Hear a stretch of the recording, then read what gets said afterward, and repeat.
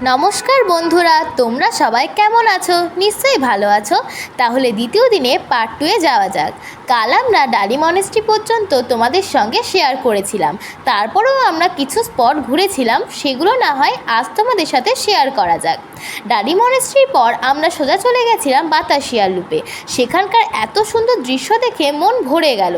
সেখানে আমরা এতই মজা করেছিলাম যে বলে বোঝাতে পারবো না। সেখানে সমস্ত টয় ট্রেনগুলো এসে দাঁড়াচ্ছিল। যদিও আমাদের হঠাৎ দার্জিলিংয়ে প্রোগ্রামের জন্য টয় ট্রেনের টিকিট কাটা হয়ে ওঠেনি, তবে আমরা টয় ট্রেনে চেপে চাপার শখ মিটিয়ে ফেলেছিলাম।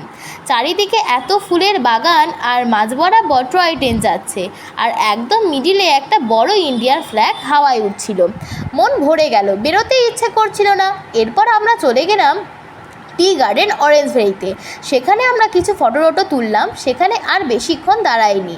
এরপর সোজা চলে গেছিলাম আমরা রক গার্ডেন। তবে রক গার্ডেনের টিকিট কেটে ঢোকার আগে আমরা আমাদের লাঞ্চটা সেরে নিয়েছিলাম। তারপর আমরা রক গার্ডেনের ভিতরে ঢুকলাম। খুব সুন্দর একটা ঝর্ণা, যেটা উঁচু পাহাড়ের গা বেয়ে নিচে নেমে আসছে। সেটা এতটাই উঁচু, আমরা লাস্ট পর্যন্ত উঠতেই পারলাম না।